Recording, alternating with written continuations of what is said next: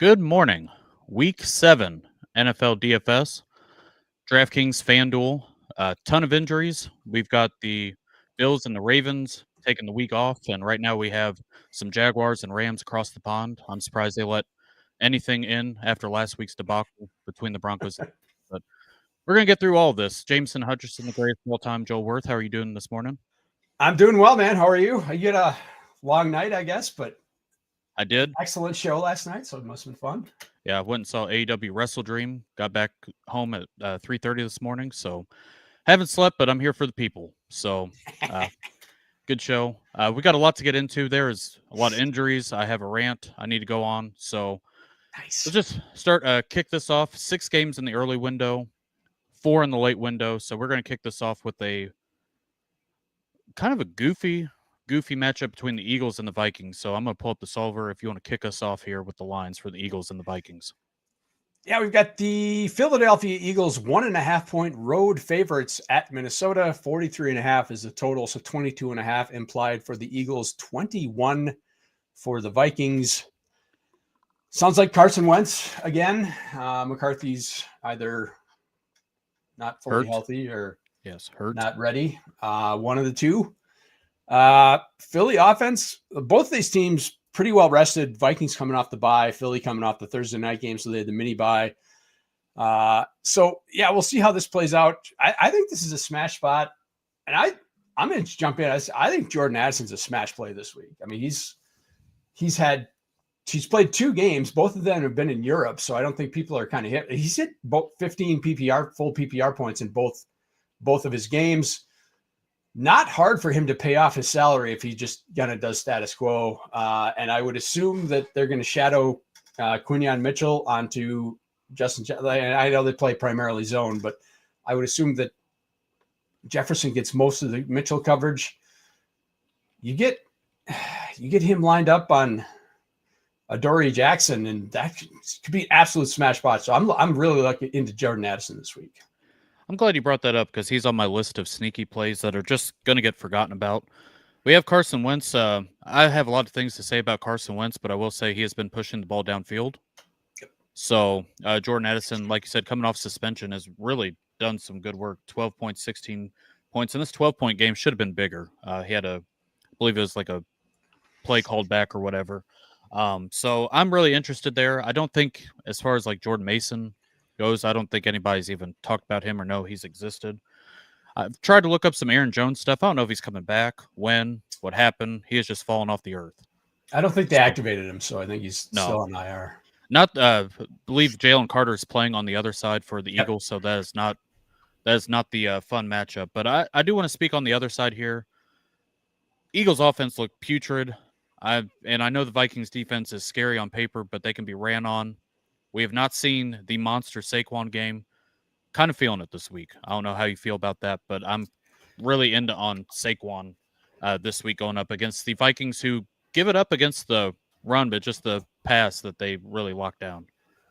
Yeah, it's been really surprising. Like Vikings last year were really good against the run and struggled against the pass a little bit. It's been the invert. I'm not sure if they're just good against the pass or if teams have just been running on them. So like the Atlanta game, the Sunday night game, they just didn't need to throw the ball at all. So they didn't. So they just kept running Algier and Bijan Robinson. So yeah, I don't know if the Vikings are good against the pass or if teams just haven't had to throw against them. So kind of a chicken or the egg thing going on there. Yeah, I think Barkley's in a smash spot this week. And I think it's a good spot for Hurts too. Especially because I think he's just with, we've got some really nice quarterback plays with the Washington Dallas game. Should be a shootout. We'll see how that plays out with all the injuries, but you got Patrick Mahomes. We've got some really good quarterback plays this week. So it feels like Hurts is going to go under-owned and very underdrafted in the battle royales on underdog this week. So I think Hurts is in a nice spot to get if you want to get a little contrarian at the quarterback. Like getting contrarian with Jalen Hurts is a nice thing to do. Yeah, especially with the Jaden Daniels ownership, which we'll get to in a little bit, because we just need to talk. But I do want to talk about. I want to point out AJ Brown's price, $5,800 on FanDuel, and he goes down to a $7,600 wide receiver on FanDuel. I mean, AJ Brown has always been a top-tiered price wide receiver, and he's getting a nice discount. I know it's not been great. And then Devonta Smith on the other side, 6,100 on FanDuel. On DraftKings, he ends up being a 5,700 receiver. I mean, it's been tough sledding with the Hurt stuff because they just bounce around. They're kind of good to get on the run one week, then their pass over expectation is through the roof the next week, and then they can't score any points the week after that. So it's just like you kind of got to pick your poison with them. And then out of all this, we talked about the push, and then it's Dallas Goedert being the guy who is scoring touchdowns. He's been getting some. It's just really hard to figure out. Dallas Goedert's 4,500. He's not going to be a guy. It's a nice price for a guy who's gotten 20 targets the last 2 weeks. Yeah, and he's not going to get played because we're going to talk about throughout this entire slate a lot of good tight end plays. Yep. And so Dallas Goedert is a guy that's hit a lot, and he's just not going to go notice because people are going to play some of this other stuff. So last guy I do want to bring up is TJ Hutchison. I'm going to personally not play him. I don't think he's been good, but 5,300 on FanDuel, DraftKings. Tough matchup. Philly's good against tight ends.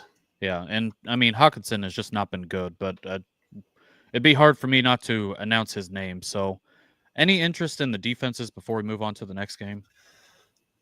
Yeah, I think this is a sneaky spot to kind of hammer the over. So yeah, I think there's much better options at defense. And we should talk big picture. Defense just hasn't mattered this year, honestly. No. Yeah, I mean, just find the cheapest defense that's serviceable that you can kind of put into your lineup, and you're good. So, yeah, I at this point, there just haven't been a lot of defensive touchdowns scored. There hasn't been any consistency to anything like that. So yeah, at this point, I'm looking at cheap defenses and just trying to shoehorn them to my team. Yeah, the Eagles ends up being middle of the pack, and it's going to be the same with the Vikings. I think it's going to be tournament plays only. I can see the path for the Eagles defense kind of clamping against Carson Wentz, who has been known to be kind of goofball. He can be a turnover machine. And then Jalen Hurts, he doesn't really turn the ball over, but the offense has been so goofy. So I think that's about it for this game. The next game, the Patriots, the Mike Vrabel return game goes to Tennessee, goes up against the Titans. I know you had your rant last week. Can I take a little moment? Because we don't need to talk about the Titans offense anyways. If I could go off. Please do. All right. So bear with me. A little tired, a little angry. And this is more personal than it is professional. So Brian Callahan gets fired last week, which rightfully deserved. And across my screen, I see that Mike McCoy has been hired as the interim head coach. And I thought it was AI generated. I thought it was like a meme. I thought it was a meme that went bad. And I didn't realize he was in the NFL. So no wonder why the Titans have sucked so bad. And this goes all back from 2013. I used to be a diehard Chargers fan. Philip Rivers, greatest of all time. Yada yada yada. And they bring in this Ellen DeGeneres looking ass, Mike McCoy, wearing the visor. I mean, this is a guy who has these motivational speeches that will make you walk out the front door and walk into traffic. So that's the Mike McCoy experience. So last time he was in the NFL, he was so bad with Josh Rosen that Josh Rosen turned out to be a relationship banker and just, quit the league in general. So when I say I have no respect for Mike McCoy, and I cannot believe he is head coach for the Tennessee Titans, he's one of these guys who was the group project participant for the Peyton Manning experience. Another guy like Adam Gase, who looks like he's been microdosing on mushrooms. I mean, Mike McCoy comes from the same cloth. Who they showed up. Peyton Manning ran the offense. They all got A on the project, and then these two get head coaching jobs and just are terrible. So one of my hardest things I ever went through, the 2013 divisional round. Chargers go to Denver, play the Broncos, and Mike McCoy and Ken Wisenhunt run Danny Woodhead up the gut for 3 quarters because Ryan Matthews sprained his ankle like he always did because he suffered from brittle bone syndrome. So, and then the 4th quarter, they find out that Philip Rivers is on their team. Almost have a big comeback until the defense blows it. But this just Mike McCoy is terrible. And I find it offensive that he got put into the head coaching spot. And this is a Titans team that is trying to sell tickets for a brand new $1 billion stadium. And they are going to sign, what are we going to, you got to pay $5,000 for your club seats. You want to support Mike McCoy? Hell no. Why? It's offensive. It's inhumane, as I always say. I'm embarrassed and ashamed. And I, honest to God, thought that it was just some Chargers meme page when I saw Mike McCoy and that stupid visor and the goofy ass grin show up on my feed. But no, this is real life. No wonder why the Titans offense has sucked. So I got nothing on the Titans offense to go up against Mike Vrabel. I'll let you intervene because I'm starting to see stars, getting a little mad. But I could not believe, I didn't realize he was still in the league because he was out of the league. And I honestly I didn't either. So. Oh my God. So I couldn't believe my eyes, but I'm going to let you intervene. I'm going to take a drink and try to collect my thoughts, but unbelievable. So from a numbers standpoint, we have the Pats as 7-point road favorites in this one. 42 is the total. So 24.5 for the Pats, 17.5 for the Titans. That is not the low. Oh yeah, we got the weather game. So not the lowest total on the board. You cannot start anyone in the Titans offense. In DFS, you should not be spending actual fantasy cash on anyone in this Titans offense. You shouldn't waste a brave length to even think about them. Exactly. Yeah, and like last week, I was all in on Calvin Ridley. Thought he was coming around. Of course, he hamstrings himself in the first quarter and just makes me look like a fool. Yep. So this offense is pathetic, and I'm with you. I don't think Mike McCoy is going to fix anything. The question is, like, on the New England side, it's tough to because the Titans have been good against the run. And the Pats can't run the ball at all. So you're not starting Ramondre. I still don't think we can get into Trevion Henderson yet. Maybe as a kind of tournament punt play, I get it, but I'm still not comfortable with it. Who do you trust? Like, Steph Diggs is dinged up. Who do you trust in the passing game? Are they even going to throw? Like, they could get up 14 and like the game's over. Like, because the Titans aren't scoring 14. No. So yeah, they could get 2 touchdowns and then just sit on the ball. So yeah, tough, really tough to get interested in anything in this game other than maybe the Pats defense. I kind of want to make the case for Ramondre, and I know that the Patriots, as somebody who's played them, Patriots running backs have been putrid. However, I don't know. I think the Titans were down 2 defensive tackles, but I think they might be playing. We'll see. They might be iffy. I just don't see. I mean, I can see a scenario where Patriots defense just kind of feast and they get really good, field advantage, and Ramondre falls in the box twice.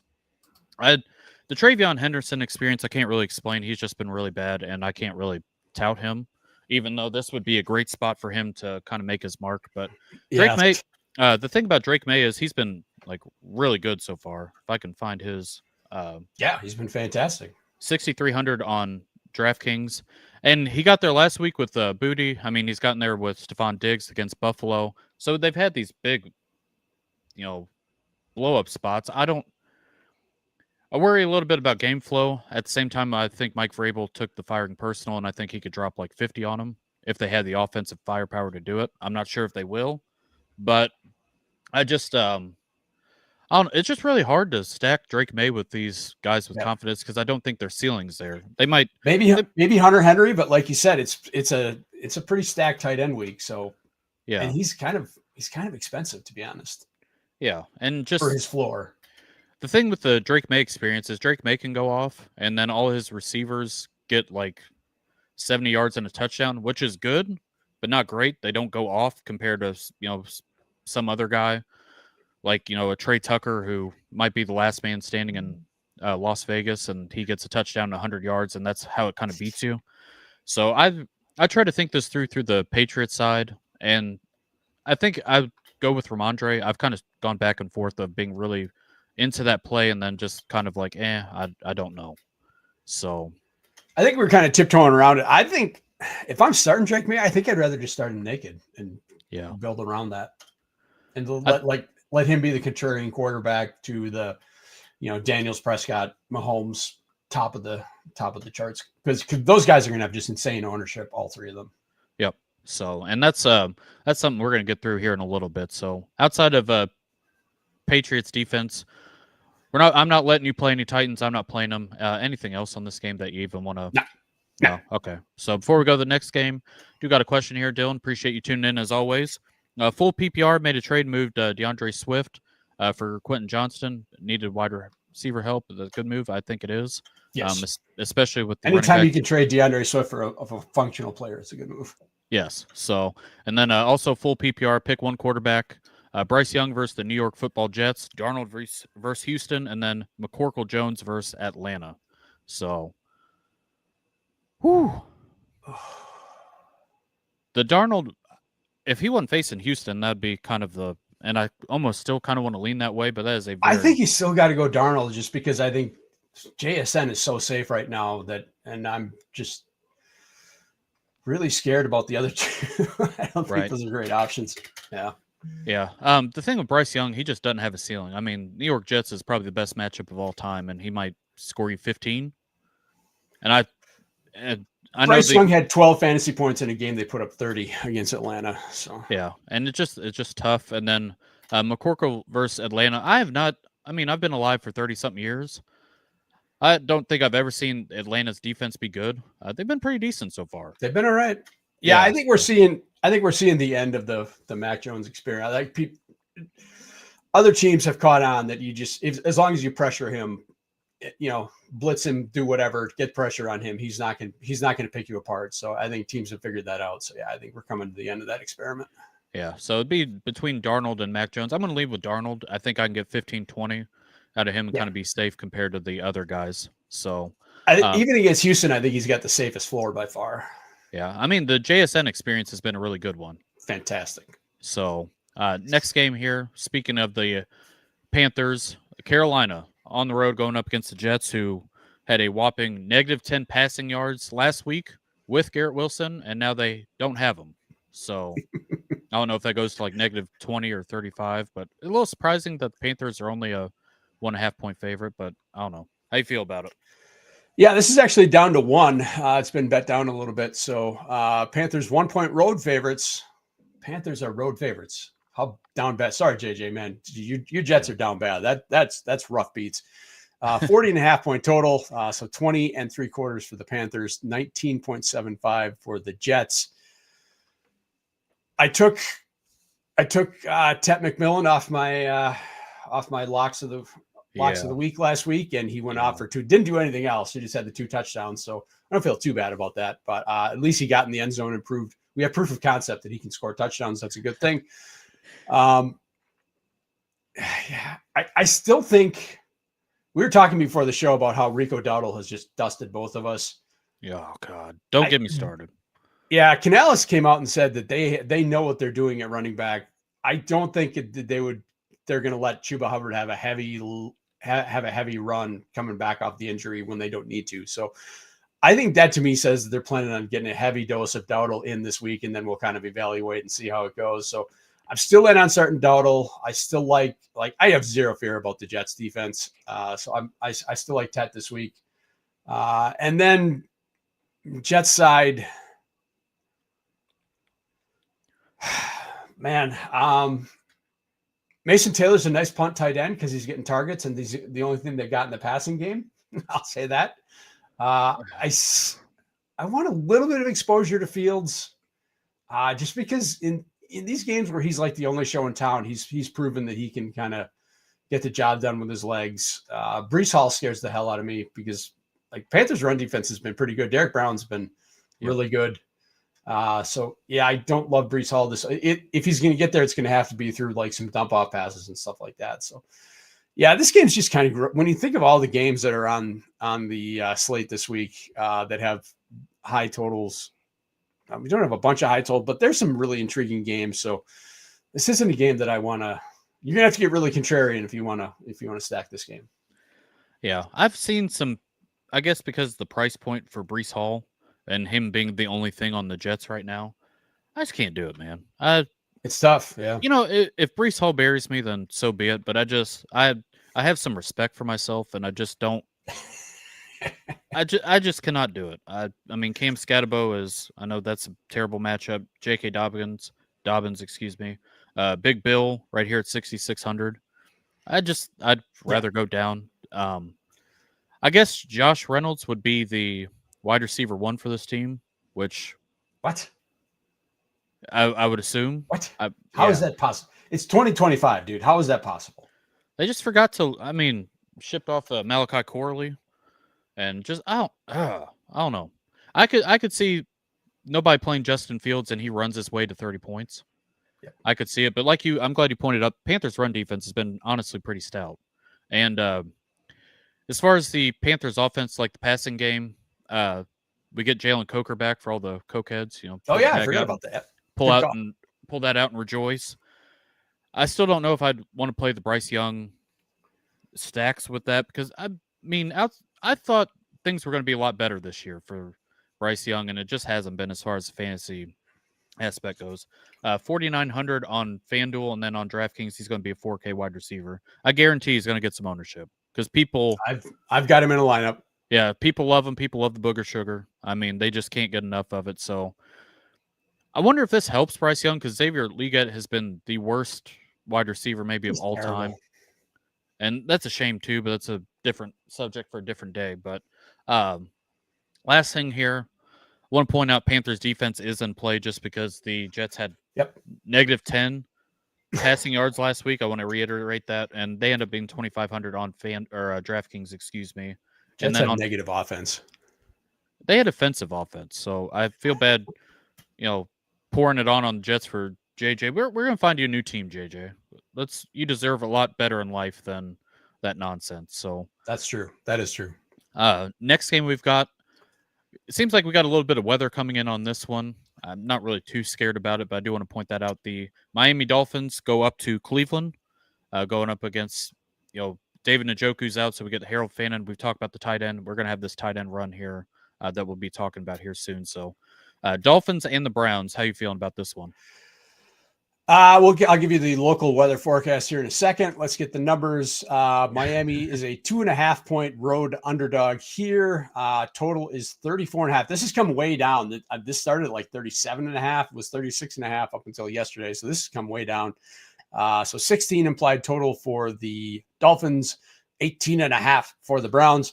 I live about an hour outside of Cleveland. It is not nearly as bad as they were saying. I walked the dog this morning. Felt 2 drops of rain. It's not raining here yet. And it's breezy, but not, it's not nowhere near the 50-mile-an-hour wind gusts they were saying. The rain is moving in. And I'm not on the lake, so it could be worse there. But yeah, right now it doesn't look like it's going to be that bad. So it's like getting some Waddle stuff and some passing game stuff might be kind of contrarian, because everyone's like Quinshon's going to be a smash and he's going to be super highly owned.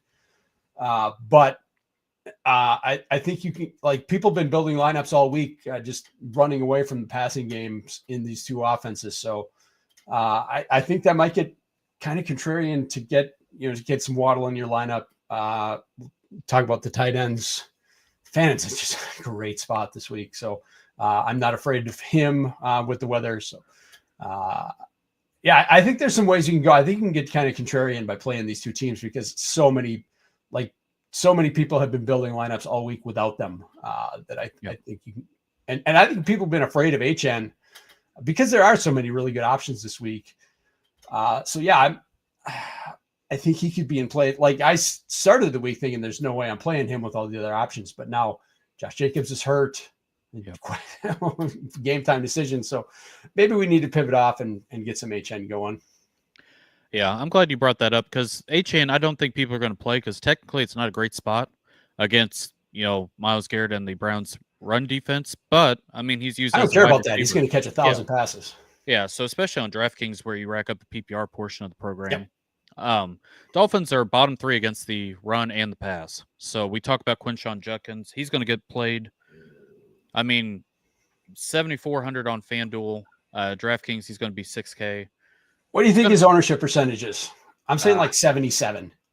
Oh man, especially in cash. In cash, he's going to be. Yes.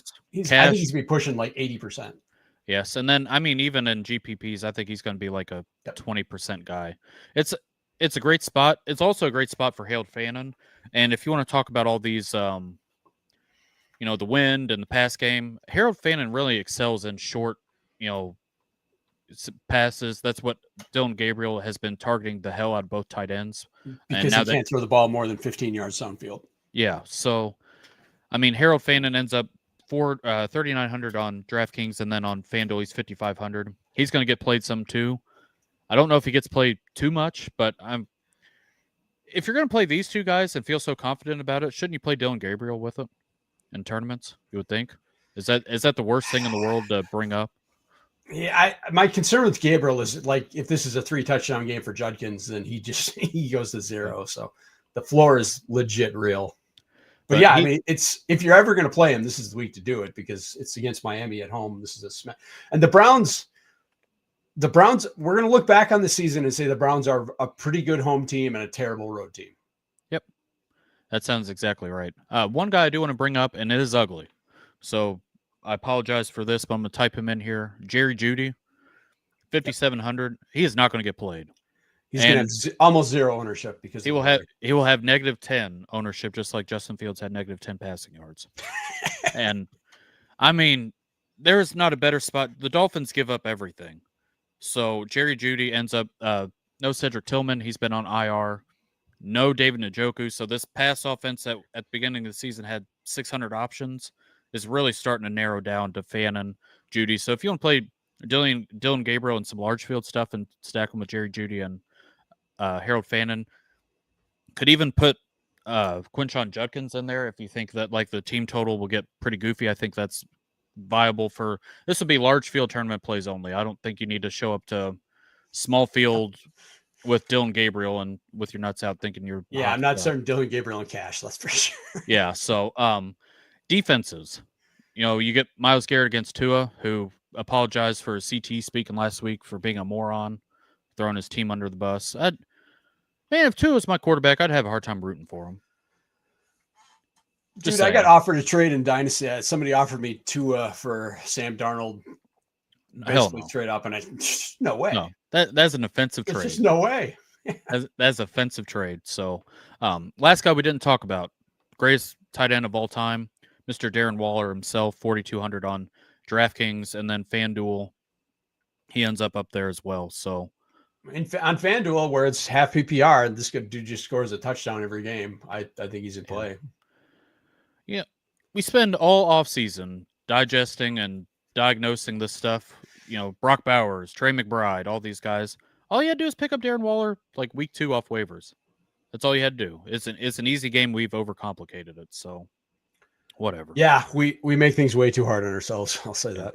So, and then both defenses are viable. So next game, the New Orleans Saints, who have been pretty feisty on the road, going to Chicago, face the Chicago Bears. We got some wind. This is another right off the water wind game.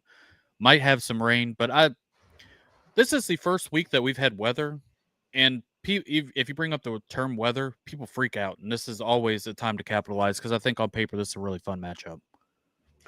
Yeah, this has actually been bet down pretty hard as well because of the weather. So this morning, this is New Orleans 44.5. This was 46.5, so that's come down pretty significantly.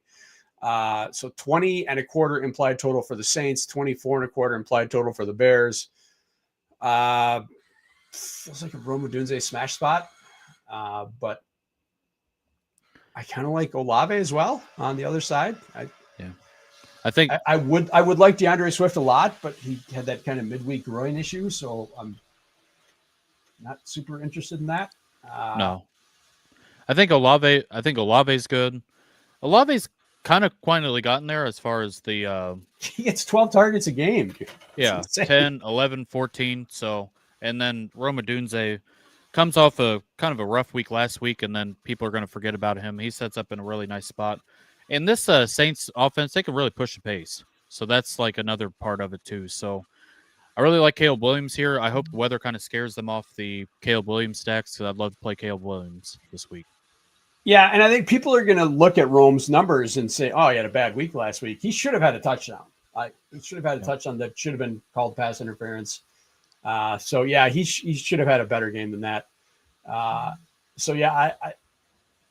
If people are worried, people are kind of pushing off Rome. Like, I think he's a cash game smash this week because one, our cash game god JSN is not on the field this week. Right. But I think people are going to look at that and say, oh, he doesn't have floor. And it's like, yeah, he probably should have. And this is a really good matchup for them. So, yeah, I want to get some Caleb too.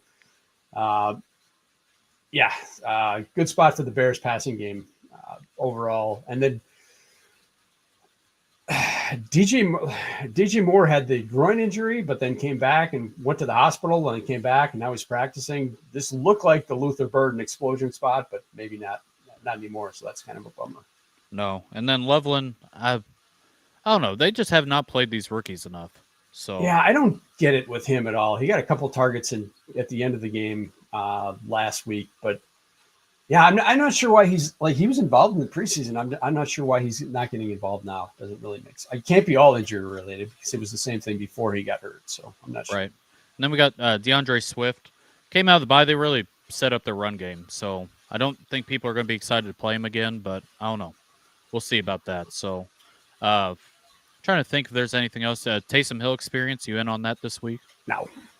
You want no part of it? He's not getting – like, yeah, he can fall into the end zone and get a touchdown, but he's not getting any real volume, any real touch volume, I should say. So, yeah, it's tough to get into him right. Again, this is a good tight end week. So it's tough to just say I'm going to take – this isn't a week where you can just say I'm going to take one touchdown for my tight end and be okay with it. Right.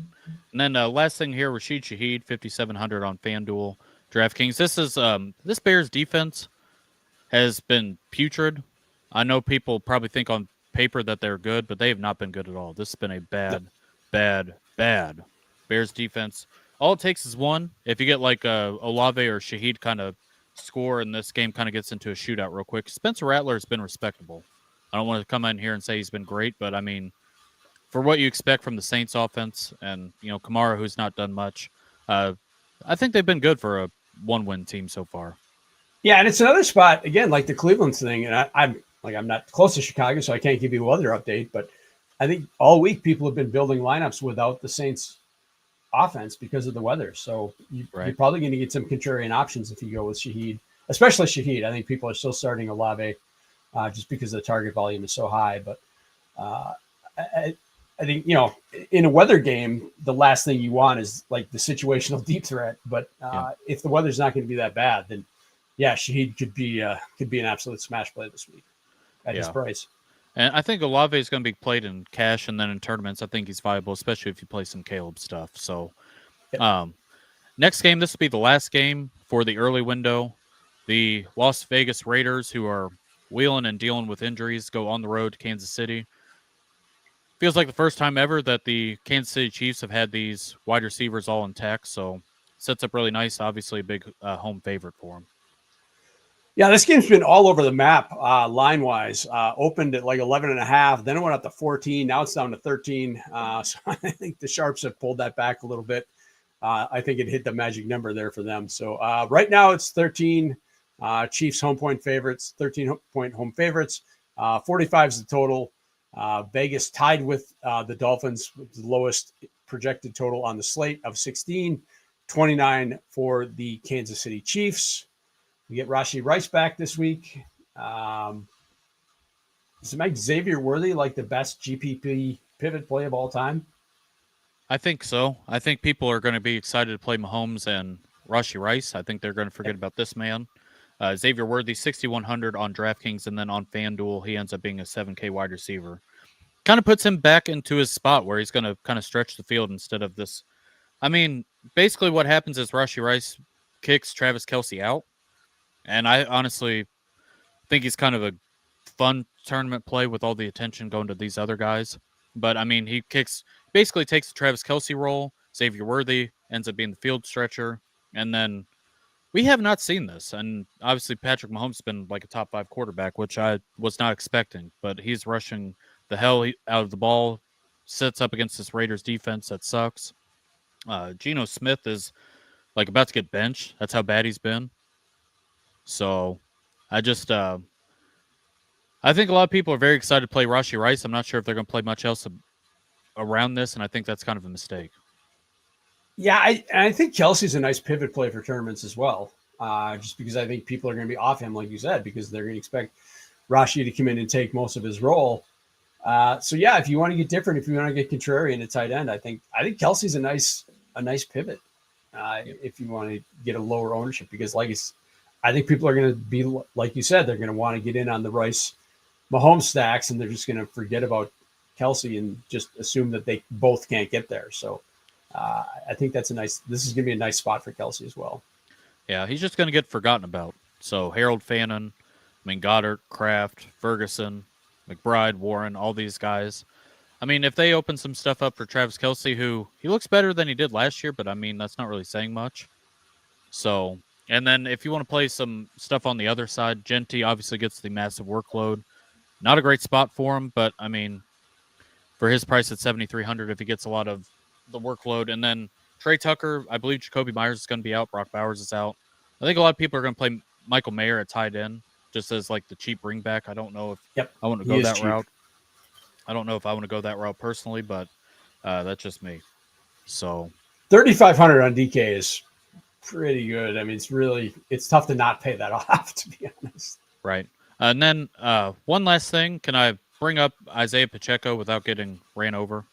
No, I think this is a good spot for him. I could see a 2-touchdown game. Like especially on FanDuel where it's touchdown heavy, I could see him, like, he's not going to catch a bunch of passes, but I could see him falling into the end zone a couple times in this game script. So yeah, I think he's a nice play on FanDuel. Yeah. Pacheco, the only thing I worry about is Kareem the Dream Hunt. Still getting red zone stuff, but Pacheco's look better. He's ripping off like 5-10 yard plays, and then he's getting more volume too. The volume is kind of leveling off between him and Hunt. So I think he's a nice contrarian play on FanDuel at least. Right. And then Chiefs defense is in play too. I think if you want to get contrarian, you want to play Pacheco, you want to play Chiefs defense against like the Rashee Rice. It's his first game back. I know he's been practicing. It's not like he's coming off suspension, and I think he's been healthy for a while now. So people are excited to play Rice. I think the contrarian thing is to play other stuff with it. So yeah, we talked about how you really haven't needed defenses this week. If there's one to pay up for, it's the Chiefs, because like Geno's just been an absolute turnover machine. He's been terrible. So if you do want to pay up, like I say, if you want to get contrarian, I don't mind the Pacheco Chiefs stacks, especially on FanDuel. I think it makes more sense there. But yeah, I think Chiefs are a really good play this week. Yep. So that'll be it for the early window. Of course, got to plug the show real quick. If you're watching and have not liked or subscribed, please do. It helps the algorithm, I guess. I say this every week. There's nobody on the planet worse at promoting his own stuff than me. So it just feels uncomfortable and goofy, but I appreciate everybody tuning in. It is an honor and privilege to serve you fantasy football advice every Sunday morning. So starting off the afternoon window is the Colts going to the Los Angeles to go against the Chargers, who seem banged up on the offensive line. Colts secondary is brutal, and I think this is their first big test outside the Rams, and I think this is a pretty spicy matchup for both teams. Yeah, I think this should be one of the funnest. Like, I think this is an under the radar spicy game of the day. Colts 2.5-point road dogs in this one. So Chargers favored 48 total. Second highest total behind the monster Washington-Dallas game of the day. So 22.75 implied total for the Colts, 25.25 for the Chargers. I think we should talk big picture about late swaps. This is going to be a late swap. Like, if you're a game theory guy and like doing the late swaps, because everyone is going to be on that Dallas Washington game. And now you got even more uncertainty with Debo not playing, with McLaurin not playing. We kind of knew that was coming, but the Debo late scratch. So yeah, late swaps is going to be really interesting today. And I think this is a game that, if I'm doing late swap, I'm not going to the Dallas Washington game, because that game's going to have such massive ownership anyway. This and the Packers game are the games I'm kind of targeting for my late swaps. Yeah, I think that's a great point. Because the Commanders and Cowboys stuff, I know Jane Daniels is going to be very chalky, and be quite honest, with all the injuries, I don't really understand. That entire game is going to be chalk. Yeah, and I get that portion of the program, but Jane Daniels is the most expensive quarterback without any of his weapons, and he's going to have monster ownership, and I get the matchup's great, but this game's going to go under-owned. I know that Jonathan Taylor is very expensive. We talked about it last week. He has welcomed his way into the 10K club, and a lot of the times it is very hard to justify paying up. But I mean, he has been absolute whoop ass. I think that the Chargers can push him. I cannot tell you how bad the Colts secondary is right now. The linebacking core, the secondary, Chardavius Ward is out for 4 games. They're playing scrubs in the back end, and they have. I know they're a good team. The record's good, but they outside the Rams game where Puka Nakua went scorched earth, they have not been tested. So they go up against this Chargers team that I've played the Herbert doubles constantly and have not really won any money this year. It's time. It is time to go back. Even though I don't think the Colts defensive line is great. A little worried about the Chargers offensive line, but they just keep pushing the hell out of the rock. So as far as passing it, so I really like Herbert this week. I do want to point out that Keenan Allen's time on the field has kind of dwindled down a little bit, and with QJ coming back into the fold, I think I'd rather go with QJ and Ladd. I think Gagston, the tight end, is very interesting in tournaments this week as well.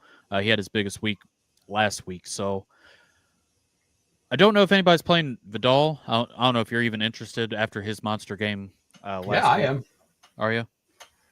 So I mean, the Colts' run defense is not great. I mean, they're fine, but I don't think they're great. And Vidal, like he was the guy last week. He was their entire. There was no sign of Hassan Haskins in any real role at all. So yeah, I think, but like you said, I think most people who are playing this game are going to play it through the Chargers passing game. And I don't think there's anything wrong with that. I like doing that as well. I've certainly got some Herbert McConkey stacks going. But yeah, I think Vidal is a very, very viable play. Yeah. And then the thing that's going to go under-owned this week, as always, the Daniel Jones stuff. Got a little goofy last week against the Cardinals, but they got through. But Daniel Jones, it's going to be Michael Pittman's show and Tyler Warren. So you get no Josh Downs. He's got a concussion. Alec Pierce is very interesting in tournaments because he's just got they've kind of added to his route tree. He used to be just the big go ball guy and just the big contested catch downfield, but they kind of worked him in a little bit.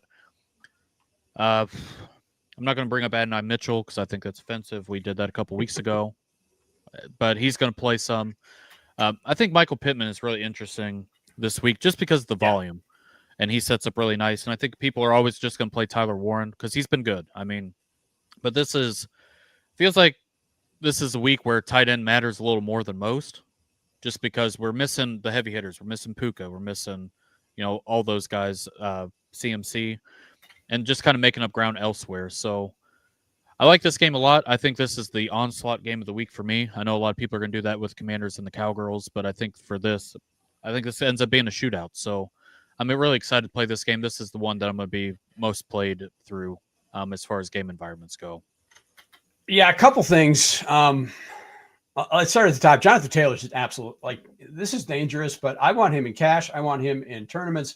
Yep. Like, Devon Achane put up 34 DK points against this Chargers run defense last week, and there's no reason that Taylor can't do the same thing. So, yeah, I'm starting my cash game lineups with him. I'm just not. Yes, he's expensive. I'm just not. I'm not taking a spaghetti noodle to a gunfight. I'm just not. I'm not starting him. Tyler Warren, I'm a little nervous about Tyler Warren because Chargers have been really good against tight ends. Derwin James is playing at a full all-pro level. So I'm not getting to Tyler Warren. I think Pittman's a great call on your part. No Josh Downs. With the fact that they have been so good against tight ends, I think that's an absolute volume smash spot for Pittman, and especially at 5,100 on DK.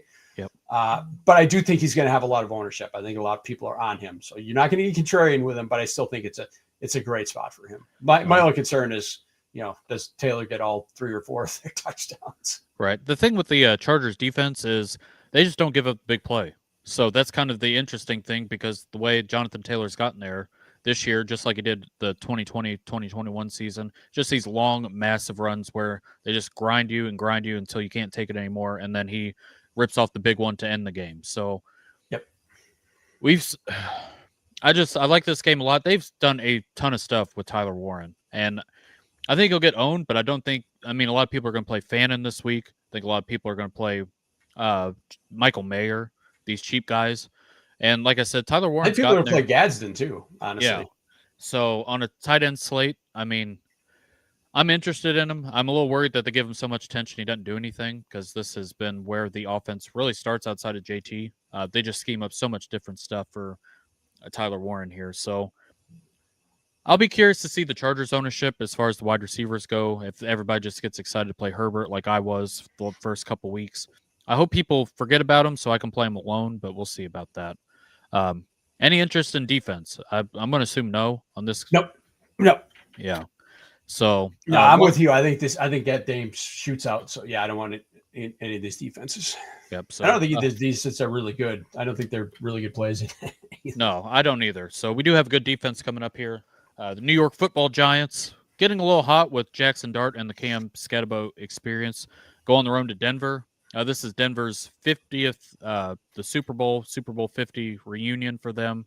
They're also honoring the late Demaryius Thomas, if you're into that narrative. I'll get into that in a second. But Broncos looked terrible last week. They got the win. Giants are kind of red hot, so I don't know. Kind of hard to feel about this game. Kind of curious to hear how you feel about it. Yeah, so we got the Giants 7-point road underdogs here. 40.5 is the total. So 16.75 implied total for the Giants, 23.75 for Denver. I am fully on board the Demaryius Thomas narrative. He and Cortland Sutton were very tight, so I'm putting Sutton in every lineup I can fit him into. It might burn me, but I think this is a really good spot for him. And again, you're going to beat the Giants. You got to do it through the air. Their run defense is pretty good, which you expect when you got Dexter Lawrence in the middle of in the middle of your defensive line. It's tough to run on them. So I could see Dobbins falling into the end zone a couple times because I think this game could get on. This is a rough spot for the Giants. Denver does not give up rushing yards to quarterbacks. And they have, again, very good run defense as well. So this is a tough spot for Jackson Dart. I'm not touching him. Get a little bit of Scatabo just because again, Scatabo is a DK play just because I think they could get there through some dump offs. Like, how are you going to attack this? How are you going to attack Patrick Surtain when you have no receivers who can win on the outside? Everything's going to have to go through Wan'Dale Robinson, and they're just going to sit on that. So, yeah, this is a tough spot for the Giants. I could see them putting up like 10 points in this game. So, for me, it's Cortland Sutton. If you want to spot him with Bo Nix, I'm okay with that. But, yeah, it's tough to get to anything on the Giants side. Yeah, I think this is a letdown spot for the Giants. People are excited about him. I mean, Cam Scatabo looking like Tasmanian devil out here, just kind of going nuts. Jackson remember, Dart. This is a team that lost on the road. Didn't mean to interrupt you, but there's a team that lost on the road to the Saints too. So they're again, this is a much better home team than they are road team. Their wins have all come at home. Yeah. This is just a brutal spot for the Giants. Yeah, and I just goes up against the Broncos defense. It's been really good this year. I'll tell you what, I'm interested in Bo Nix this week, and I think people are not going to play him, especially after last week. Can I bring up a tight? We talked about tight ends, and nobody's going to talk about him. He is quietly growing on me. Is Evan Ingram, and he is cheap as hell. He's $5K on FanDuel, on DraftKings. He's $4K. If you want to play Bo Nix, Cortland Sutton, and Evan Ingram, as you're kind of going up against this Giants, we talk about them beating them through the secondary, not through the ground. So I don't think anybody's going to play it.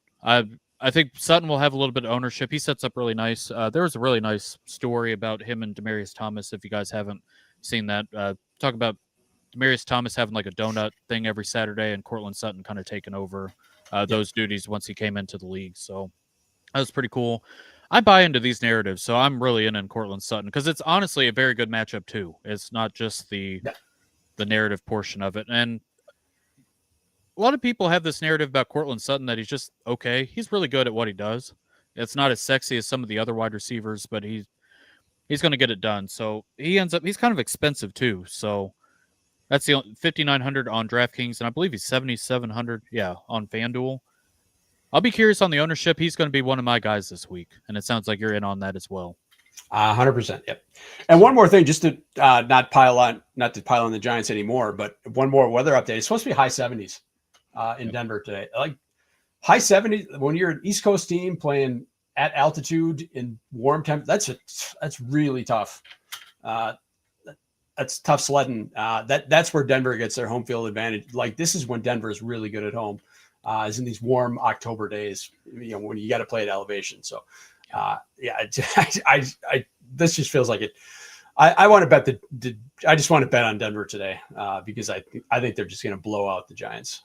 Yeah, I feel the same way. I think this is a bounce back spot where people get scared of what happened last week. I'm willing to throw that stuff away in the trash. So the only advantage Denver has is the rest advantage because they have the Giants have is the mini bye and the Denver's coming back from England, but I just don't think it matters. I think there's so much going in the other direction. Yeah, J.K. Dobbins is fine. I think he's a tournament play only.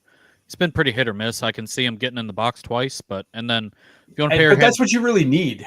And I don't want to dissuade people from taking Dobbins, but you're going to need him to fall in the end zone twice for him to pay off. Yeah, going up against that defensive line, just running into it 1,000 times, and Sean Payton's still done the goofy stuff with the running backs. I mean, R.J. Harvey hasn't really gotten there, but it's just enough to where J.K. Dobbins, he just switches them out. You don't get the full-time stuff with him. So that's it for that game. I'm going to let you have this one. Your boys, the Green Bay Packers. If you can tell me if Josh Jacobs is going to play, that'd be great. Big road favorites going against Arizona, who I believe they get Jacoby Brissett this week, where Kyler Murray is playing video games.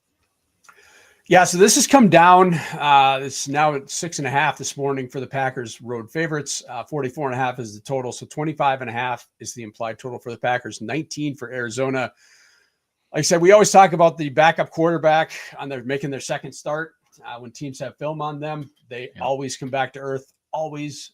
So good spot for the Packers defense. Josh Jacobs, if you haven't heard, true game time decision with illness and a calf injury. It sounds like the calf injury is legit. They're going to let him work out and see how he is. Just the worst case scenario because he was an absolute smash this week. Yep. That's tough. Obviously, the backup is going to be Emmanuel Wilson. Marshawn Lloyd, they did not bring him off of IR. So Emmanuel Wilson is the direct backup. And if Jacobs is ruled out, he is an absolute smash because they trust him. They like him. He's crazy. He's obviously going to be crazy cheap with the late injury news.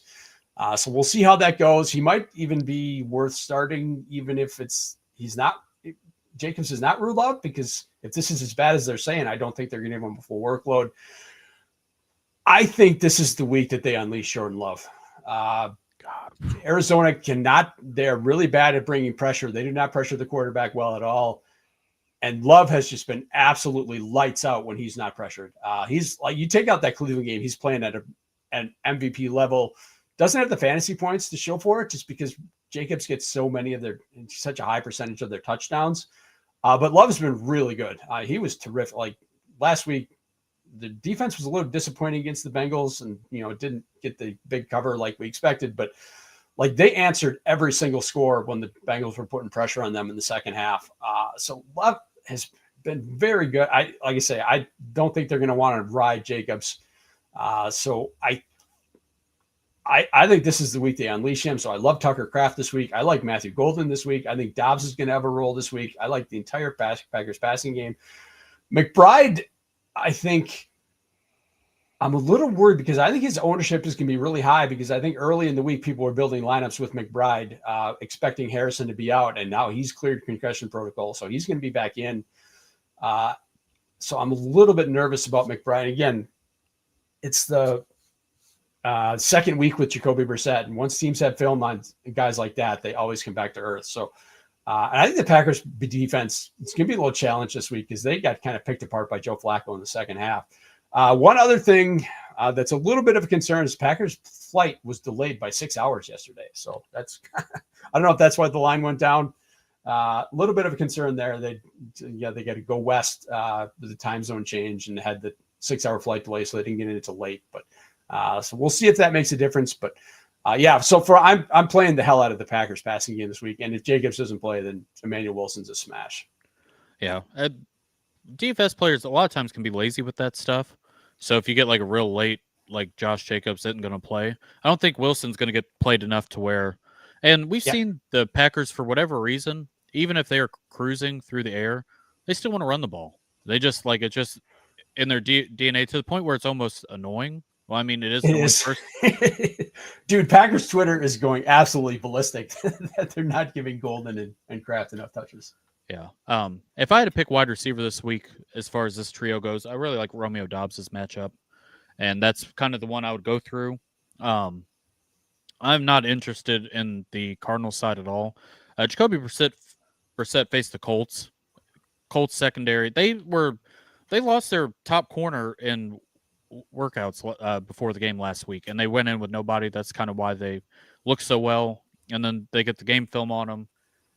He's never been good, so I really think Packers defense sets up nicely as well. It's a much better matchup for them than Kyler Murray as well, because Brissett is not mobile. He's not going to be able to run away from that pass rush.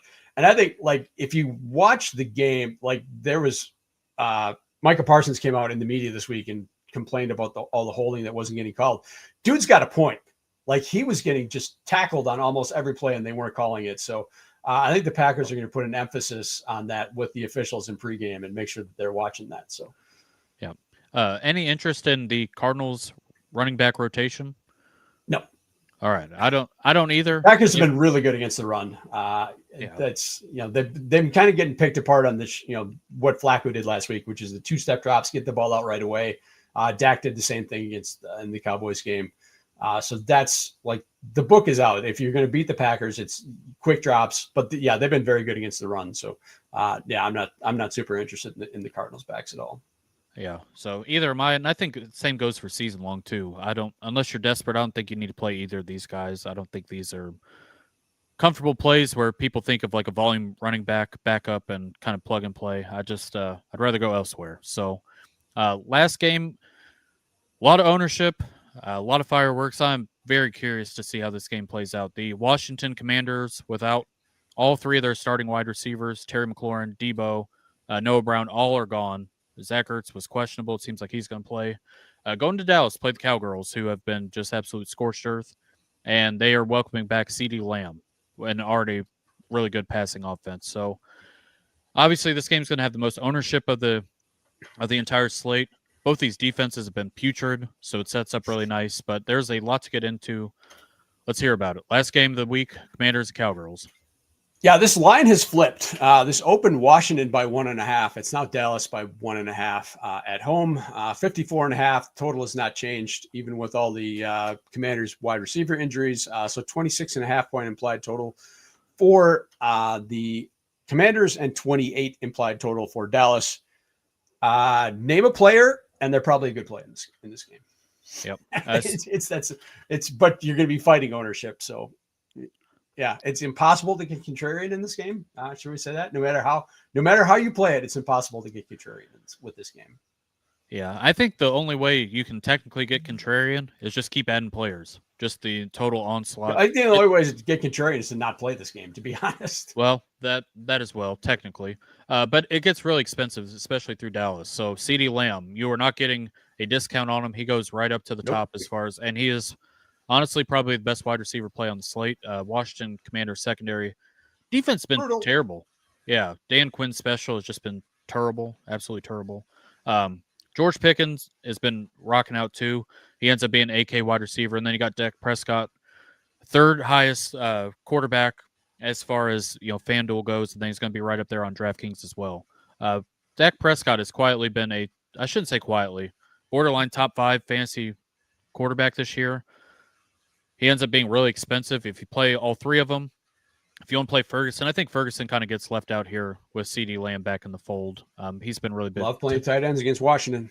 Yep, but that's the other portion of the program I was about to get to. So if you want to pay all of them, I mean, it gets real dicey. That you would pray that Josh Jacobs gets hurt and Emmanuel Wilson, like you pay down there, pay down at defense. You pay down for one of these wide receivers for Washington. We've got Luke McCaffrey, Jalen Lane, and Chris Moore. You got a preference between the three of them? Punt. I'd rather play it through Jason or Bill Jakrowski Merritt because Dallas run defense is brutal. Yep. So yeah, if I'm doing it the Washington side, and maybe you can contrarian by playing Daniels and Bill on the same team. Maybe that's the way to get contrarian in this game. The only touchdowns go through those two. Jaden Yeah. Daniels is going to have a ton of ownership, and I just trust me. I know Dallas defense sucks. I'm very aware, but I find it very wild that the most expensive quarterback on the slate, without all three of his wide receivers, he's got Zach Ertz, who's been questionable, and we are just going to go right to him with confidence. Like, I don't know, man. I don't know. I'm a little iffy on playing Jaden Daniels. I know that he is a good play. I know Dallas defense sucks, but I think he's fine in cash. But yeah, I'm with you. If I'm playing tournaments, I want to pivot off of him and go somewhere else. Like I say, unless I'm trying to get super contrarian and doing something goofy like Daniels and Bill. yeah. And then Big Bill, he ends up being 6,100 on DraftKings, and then on FanDuel, I believe he's 6,600. So, yeah, 6,600 on FanDuel. I think he's going to have some ownership, but probably out of all these guys outside maybe Zach Ertz, he ends up being the least owned out of these big name players, obviously. And then, look here, Zach Ertz, he's probably going to be the bringback for the Dallas side if you play Dak, the wide receivers. Yep. And then he ends up being 5,100. And then the last guy we have not talked about, the one who is, really shoved it just unbelievable rate is Javonte Williams, 7,500 on FanDuel. DraftKings, he ends up being 6,700. That's probably a contrarian play too, if everybody's just going to play it through the air. I don't know how excited you are to play Javonte today, but it's been good. Like, not super, because I was going to say Washington's run defense has been pretty good, but then they got, diced up by DeAndre Swift last week. So, are they? I don't know. It's Dan Quinn. I don't know that they're that good. So let me make a case for how you can just be contrarian and avoid this game altogether. I'm not saying this is going to happen, but this could be a game where nobody stops anybody, but it's just a bunch of long drives and you only get, you minimize possessions. So there's only 12 total possessions in the game. And all the touchdowns just get totally split apart and nobody kind of gets there and nobody hits their, nobody scores 2 touchdowns and kind of pays off their price. I can see that happening. I could see this being, a 31-28 game or something like that. And just nobody, all the touchdowns are just completely evenly distributed and nobody really gets there. Yeah. The one other way I've kind of thought this game through is the Washington Commanders offense is so bad without these guys that Dallas kind of, I don't want to say feast on them because Dallas offense has been terrible. They don't have any secondary players. They're all out. Trayvon Diggs got hurt at his house this week. That's how bad it is. Right. But just say they can't get anything going on offense. Javonte Williams gets in the box twice, maybe get a defensive touchdown. Yeah, I can see that. None of the wide receivers get there. They might get there on yards, but don't get the touchdown. So you get 10 or 11 points. That ends up being most of your lineup, and then everybody plays different games. So I just, I'm a little worried. I've been the George Pickens guy all season, and I've been playing a lot of Dak Prescott every week. It's worked out kind of well, not well enough where I win anything because everybody else goes off. But I don't know. If you want to play a punt, I think if I had to make a case for anybody, Luke McCaffrey, as far as these wide receivers go for Washington, but that's not with confidence. So the last thing I will say, Javonte and Cowboys defense in big field, nobody's going to play Cowboys defense. But if Jaden Daniels has nobody to throw to and they know that Big Bill's coming, surely they can figure that out. I would think, maybe. I don't know. But one would think. You would think so. This is Matt Eberflus, so, but he is a dipshit. I trust it from experience. So, anything else on this game? No, that's really. I like I said, I'm not running from this game. I just want to say, there is a scenario where this game just kind of disappoints, and like I said, no one really gets there. So I don't want to be overweight on this game, even because everyone is going to be on this game. The ownership on all these players is going to be crazy high. So I think you want to find some ways to pivot off and just not be I don't want my entire portfolio to be invested in this game. Yeah. I think it'd be a little different if Deebo Samuel was in. Yeah. He's just out, and I've kind of scared off of it. So that'll do it for Week 7 DFS slate. But before we get out of here, portion of the show that everybody wants to know is flag plants here. So first flag plant for Week 7. What do you got? I want to say Jordan Love, but I don't want to curse him, so I'm not going to go there. I'm going to take these. I'm going to take the layup and say Quinshon Judkins, even though I think he's going to be close to 100% owned in cash. And I think he's going to be owned in tournaments as well. I think he gets there. Like, this is a Dolphins defense that is now going on the road and just got demolished by Kamani Vidal last week. So this is the smash spot of all smash spots for Quinshon Judkins. I like that one too. It's going to come with a little bit of ownership, but I mean, there's just not a better run out for him probably the rest of the season than going up against Miami. That is such a good get right spot. My first one is going to be Cortland Sutton. I think he's going to go a little bit under-owned. Really nice matchup against New York Giants. You get the narrative with the Demaryius Thomas tribute stuff, and they're going to have all the Super Bowl 50 team there. So we've seen these kind of spots, and I just don't think the Giants are very good. I know they're a little hot right now. People are excited about them, but Cortland Sutton, I think, has a monster day for Denver. And Bo Nix and the gang get back on track. So last flag plant for you. My second one, we're going to go right back to the beginning of the show. I'm going to say Jordan Addison. I think he's a really good spot. I think he gets the matchup with Adoree Jackson. And like I said, I think he's gotten there very quietly. I don't think people will kind of appreciate what he's done because his only 2 games he's played have been in Europe.